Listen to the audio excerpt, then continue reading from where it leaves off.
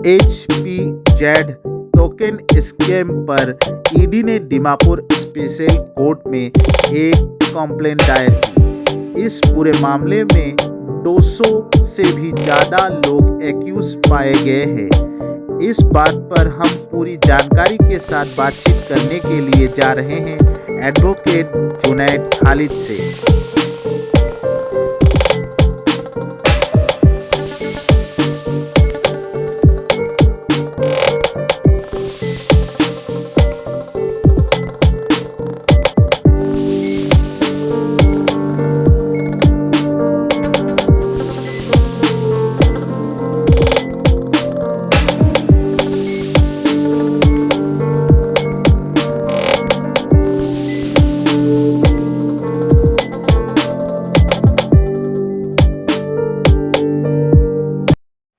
हम अभी गुवाहाटी तथा दीमापुर हाईकोर्ट के सीनियर एडवोकेट जुनैद खालिद जी से बातचीत करने जा रहे हैं। एसपीजेड टोकन स्कैम जो एक स्कैम हुआ है, इस स्कैम मामले पर ईडी ने एक कंप्लेंट दर्ज किया है। जो दीमापुर कोर्ट जो स्पेशल कोर्ट में एक जो कंप्लेंट दायर किया है, इस कंप्लेंट के तहत 290 से भी ज़्यादा लोग एक्यूज पाए गए हैं और इस पूरे मामले में असम तथा जो दीमापुर के भी बहुत सारे लोगों के जो रुपये डूब गए हैं इस स्कैम में, इसका पूरा मामला क्या होता है और जो लोग एक्यूज पाए गए हैं उनका क्या होगा, पूरे जानकारी के साथ एडवोकेट जुनैद खालिद के साथ हम। देखिए, ये एक HPZ टोकन स्कैम के नाम पे ये एक ऐप HPZ टोकन के नाम पे एक ऐप था। इसमें लोगों को बिटकॉइन वगैरह माइनिंग करना था और इसमें लोगों ने इनिशियली पैसे कुछ इन्वेस्ट किए तो कुछ शुरू में रिटर्न आए और एक चेन सिस्टम का था कि कोई इसको आप 10 आदमी को जोड़ते हैं तो इसका एक कमीशन आएगा। तो ऐसे करते करते शुरुआत में कुछ लोगों को जो शुरू में एंगेज हुए थे, पैसे अपने लगाया था, उसका रिटर्न आया था। लेकिन बाद में जब आदमी सब बढ़ गया, एक दिन अचानक ये 2021 में ये ऐप जो है काम करना बंद कर दिया और जो लोगों का पैसा था उसमें सब डूब गए। और ये पूरे नॉर्थ ईस्ट में ये स्कैम हुआ है और इंडिया के दूसरे स्टेट्स में भी हुआ है, लेकिन ख़ास करके आसाम में, आपका मिज़ोरम में, आपका नागालैंड में, त्रिपुरा में भी बहुत जगह इसका FIR मतलब दर्ज किया गया है लोगों ने, विक्टिम्स ने जिनका पैसा डूबा है। और इसी के ऊपर जो है ईडी ने फिर अपना अलग से एक ECIR एक एक रजिस्टर किया गुवाहाटी में और इसके तहत जो है ये पूरे इन्वेस्टिगेशन चला। बहुत लोगों का जो है इसके अंदर सीज हुआ है, अकाउंट फ्रीज़ किए गए हैं लोगों का और उनका प्रॉपर्टीज़ भी फ्रीज़ किए गए हैं। और उसके बाद फाइनली ईडी ने जो है इस महीने के तकरीबन 6 तारीख को जो है आपका ये इन्होंने कंप्लेंट फाइल किया दीमापुर स्पेशल कोर्ट में, PMLA स्पेशल कोर्ट में। खासतौर से एसपीजेड जो टोकन मामला था, ये कहाँ से शुरू हुआ था और कौन कौन लोग इसमें जुड़े हुए हैं? देखिए, अभी तो वो कॉम्प्लेन का कॉपी जब आएंगे उसमें तो हमने अभी तकरीबन 290 से ज़्यादा लोगों को इन्होंने एक्यूज़ बनाया है ईडी ने। तो उनके खिलाफ कुछ ना कुछ तो इन्वेस्टिगेशन में आया होगा, कुछ ना कुछ तो जुड़ा होगा।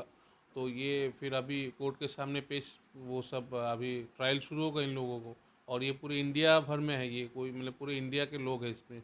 ये जो 290 लोग हैं पूरे इंडिया के लोग हैं, हैदराबाद के हैं, चेन्नई के हैं, आपका गुड़गांव का है, बॉम्बे का है, पुणे का है, ये मतलब हर जगह से लोग हैं इसमें इन्वॉल्व।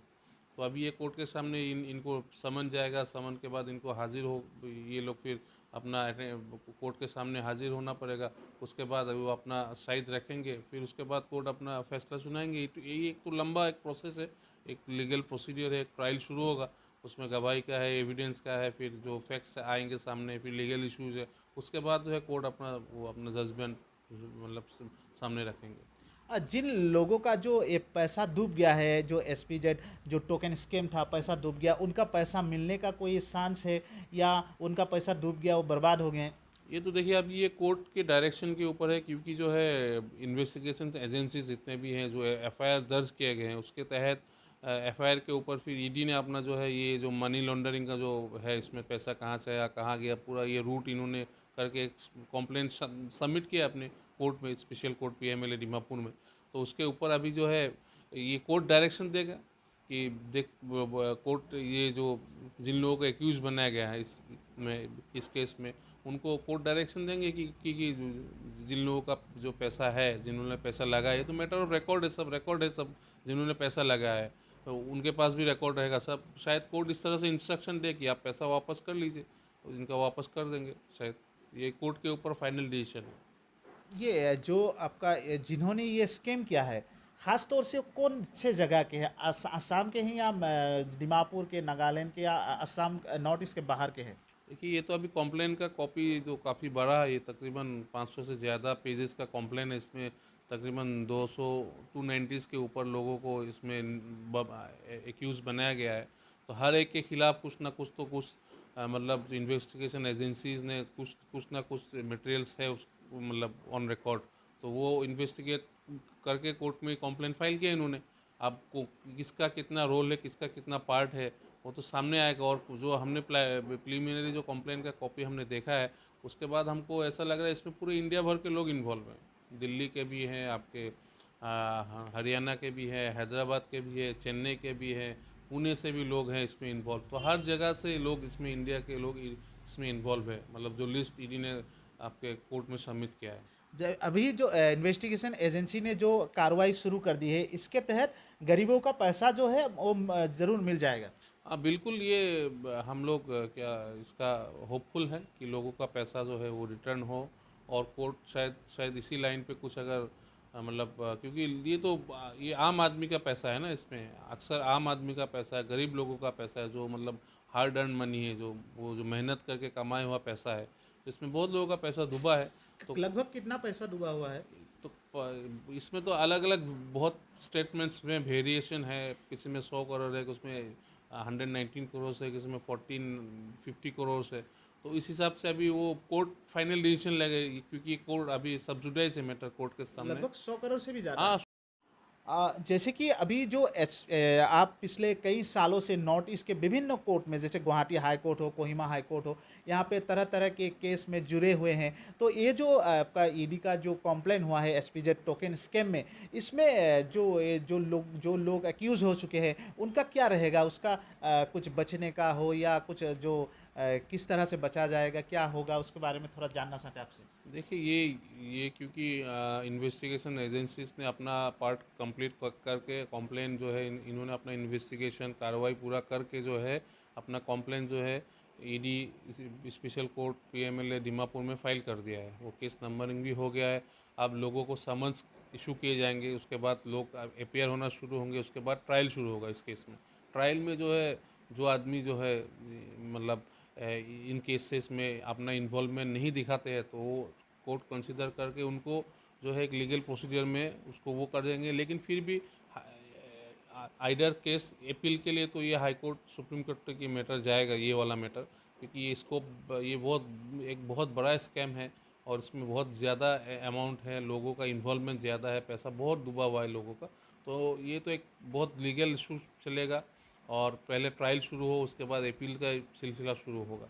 जैसे कि अभी जो उनका जो जो जो लोग इस स्कैम में फंस गए हैं, जैसे 290 से भी ज़्यादा है, तो इन लोगों का अगर सुप्रीम कोर्ट में चले जाते हैं, तो उस उनका बचाव में कुछ किया जा सकता है क्या?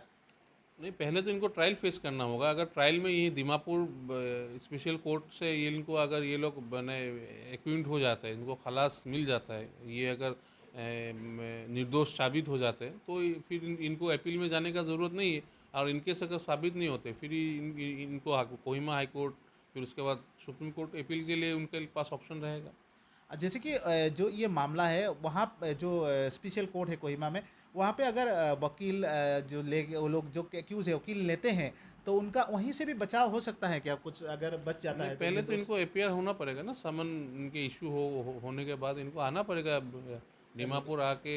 इनको इनके काउंसिल के थ्रू, इनके एडवोकेट के थ्रू, एंगेज काउंसिल के थ्रू इनको अपेयर होके फिर वो अपना पक्ष रखेंगे, अपना साइड रखेंगे। जैसे कि अभी एडवोकेट जुनैद खालिद ने कहा कि ये जो स्कैम है एसपीजेड स्कैम, इसमें जो लोग एक्यूज पाए गए हैं, उनका जो एक जो सिस्टम रहेगा उनका भी एक बचाव का पक्ष रहेगा। वकील लेके वो लोग कोर्ट में अपील करेंगे, जो उसके बाद हियरिंग होगी। अगर ये जो कोहिमा कोर्ट में ही इसका हल निकलता है तो निकल जाएगा, नहीं तो सुप्रीम कोर्ट में भी जाकर इस ये पूरा मामला चलेगा। परंतु यहाँ पे बहुत से गरीब जो लोग थे, जो पैसे के लिए ये जो इस टोकन में गए थे, एसपीजे टोकन में, और उनका पैसा डूब गया। ये बहुत देखने की बात होगी। आने वाले दिनों में देखा जाएगा कि ये मामला क्या होता है और क्या इस पे रहेगा।